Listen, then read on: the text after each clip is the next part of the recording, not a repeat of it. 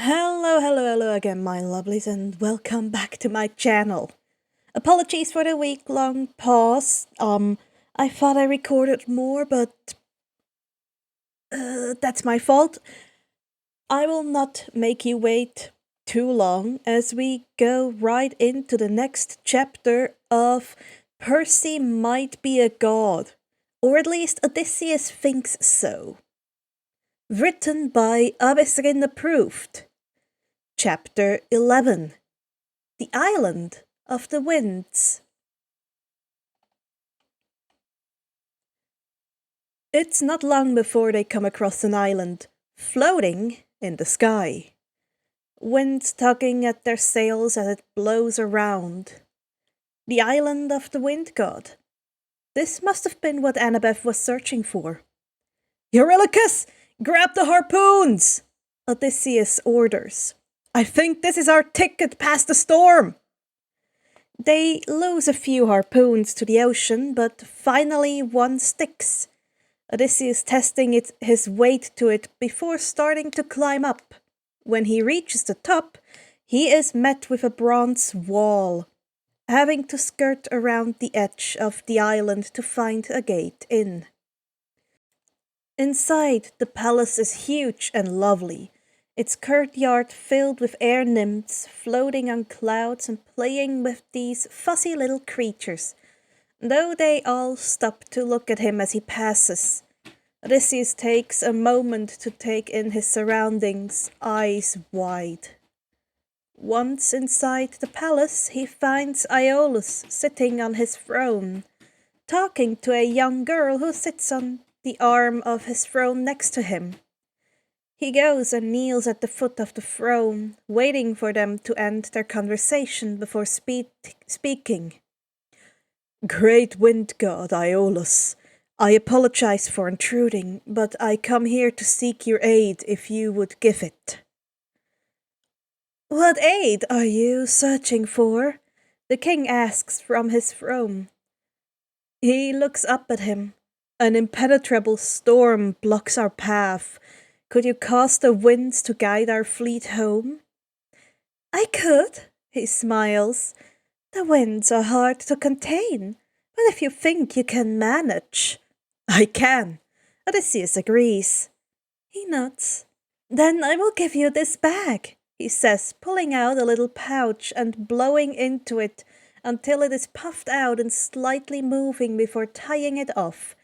If you keep it shut, you will reach Ithaca with no problem, and holding it out to Odysseus. He nods slowly, taking the bag and assuring it is tied tight. Thank you. I will keep this bag secure. He stands to give another, lighter bow before going, tying the bag to his belt before sliding down the rope back to his ship. Did you get it? Annabeth asks as she moves to him. Yes, it's still extremely unsettling that you know so much. He chuckles as he unties the bag and shows the leather bag to her. She laughs. We don't know that much. That's it? Nico asks, looking over. I expected something more impressive. Well, it holds the storm. That is impressive. But Nico has a point. It is very unassuming. It could just as easily hold some coins or food as it does the storm. That holds the storm? Eurylochus questions skeptically as he looks at the bag. Yes, it does. With it shut, we will have no problems getting home, Odysseus confirms, tucking the bag near again. Does this mean Zephyr gets to take over the rest of the trip?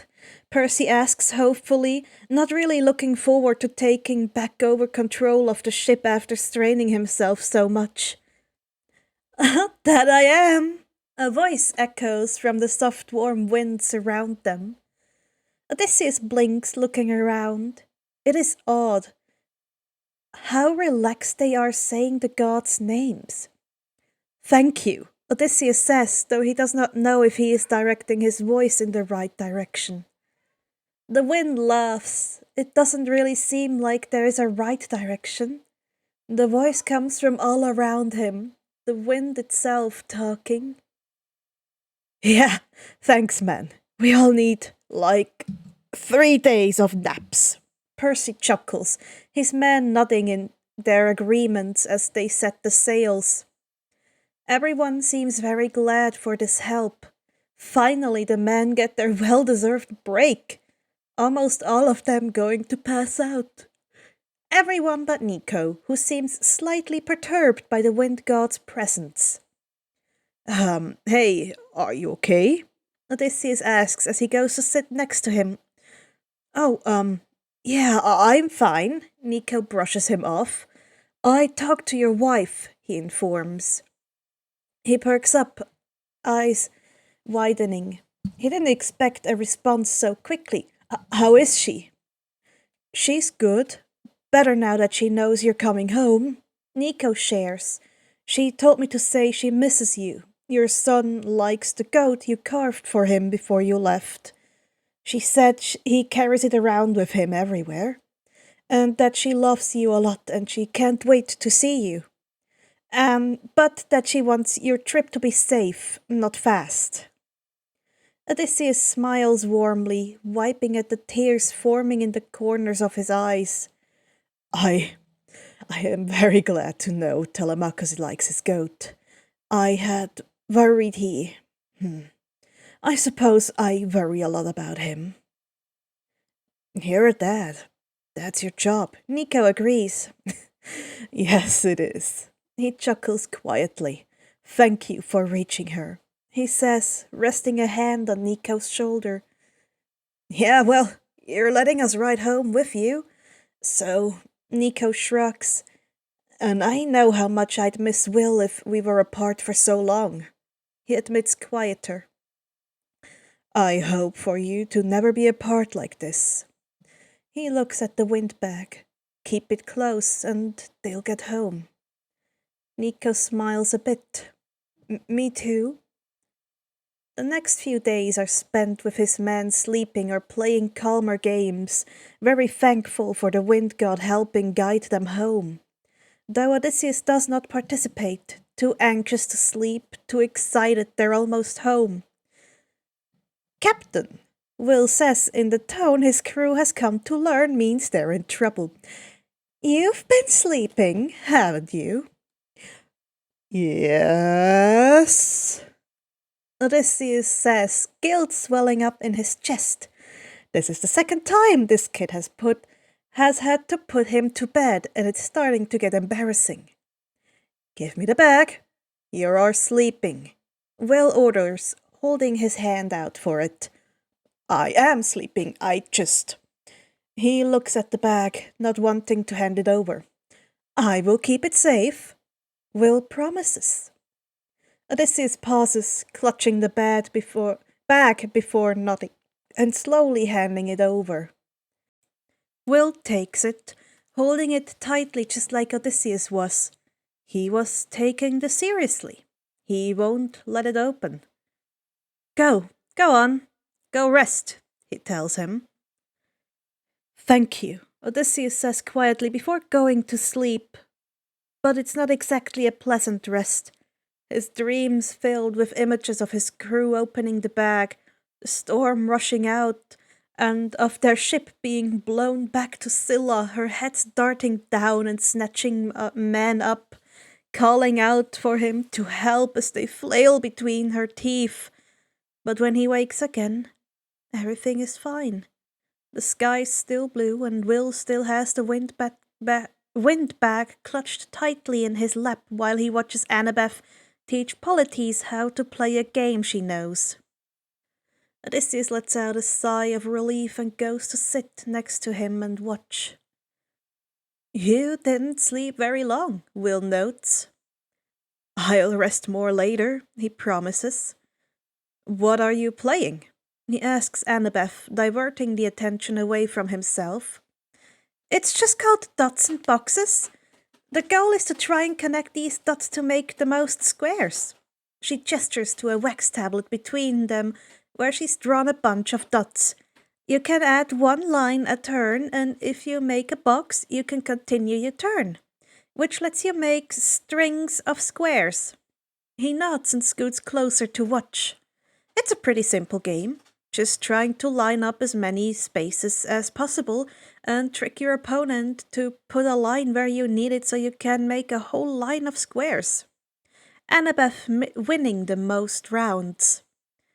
Do you want to try? Annabeth asks as she clears the board and resets it. He nods. Yes, please. He moves closer. His tension eases as they pass the board back and forth, drawing their lines. You know, I'm surprised we haven't come across any sirens yet, Percy notes as he plops down next to them. Normally they come before Scylla in the stories. He looks over the waters. Knowing you're from the future doesn't make it any less unsettling when you say things like that. He notes. Do you want us to go back to pretending like we don't know what's going on? Percy offers. That'll be easy for you. You never know what's going on, Nico notes. Odysseus snorts. No, I don't think that will help. It's just, my life. You know my life better than I do. That's kind of freaky. Not really, Annabeth pipes up. We know a story about you, but really all it tells us is what's around here and generally how to handle it. But us being here has changed so much of your journey, we don't know much else. Oh, that does make sense. Will that cause issues? Probably. They all nod, but I'm going to say they're issues that we were sent here to cause. So it's probably fine, Percy dismisses. Captain? Eurylochus calls. There's a ship up ahead, and I can't see any crew. You just had to say something, didn't you, Percy? Will says. Oops. Chapter 12. Penelope. All right, Annabeth, you get to stop up your ears with wax this time. I'm not dragging you back to the boat again. Percy informs her, holding out a small ball of wax to her. Annabeth nodding as she takes it. You faced sirens before then? Odysseus asks.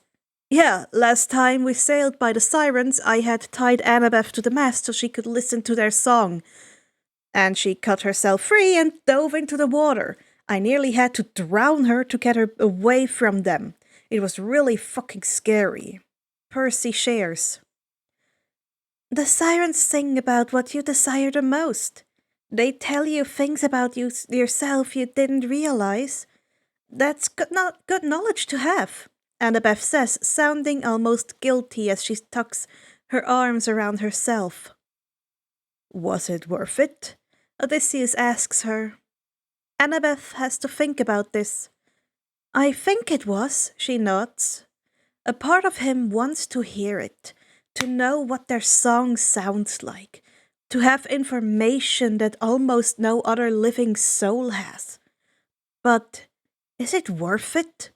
He spots Annabeth watching him, waiting for his decision. She must know the debate he's having right now, the desire to listen to know that information about himself.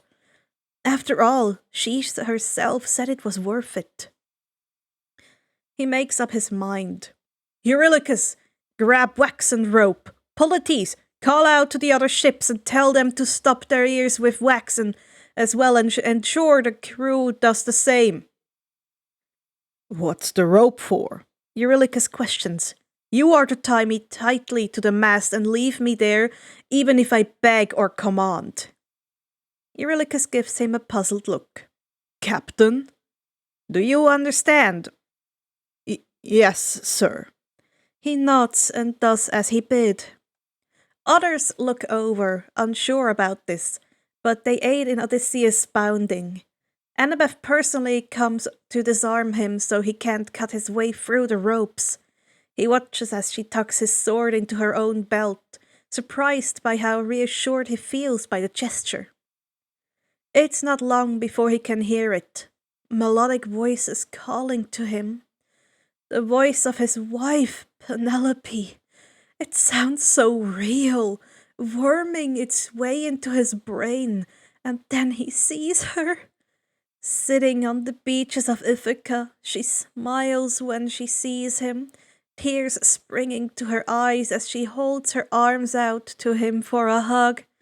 He tugs at the ropes, trying to reach her and his son, who is playing with his mother and father nearby. She's right there, within reach, waiting for him and his life. All of it, it's right there. Even Athena stands nearby, watching them all with her soft smile of approval. He is a great hero. He can feel it. His name will be remembered by all, even among the gods. He is bigger than all the heroes before him. The best fighter, the smartest, Athena's best warrior. He strains and pulls, begging to be released. Home is right there. He just wants to go home. He just wants to go to Penelope, to his son. They're right there.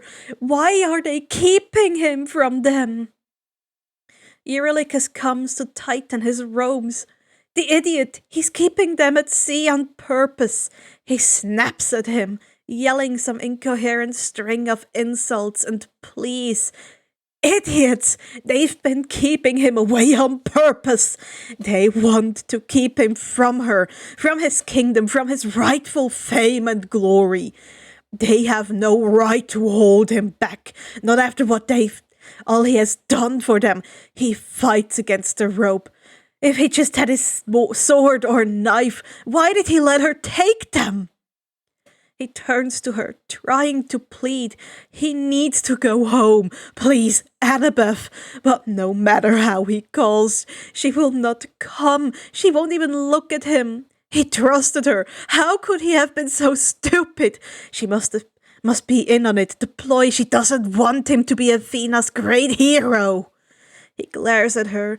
He should kill them all. He writhes beneath the ropes. He needs to get free. He hardly even notices when the ropes tear at his skin. It won't matter as long as he can get to them.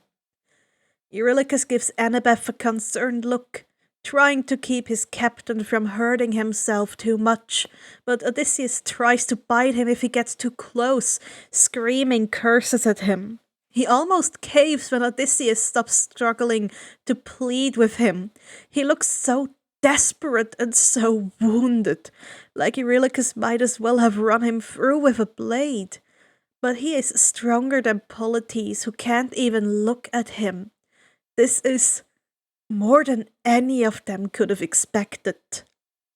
But soon enough, they are past the shores. The voice is clear from Odysseus's head, and he sags back against the mast, panting softly. His throat hurts from shouting and his skin burns. A deep sense of guilt sinks into his stomach. He is glad they couldn't hear all the vile things he said. He sits there for a while before Annabeth trusts it's enough to remove the wax from her ears, waiting a few seconds before allowing the others to do the same. Odysseus touches the burns the ropes left as he's untied. I believe I should have heeded your warnings, he informs Annabeth. Was it worth it? She asks. He stops to think. He definitely learned something, deep down, beyond the images of his wife.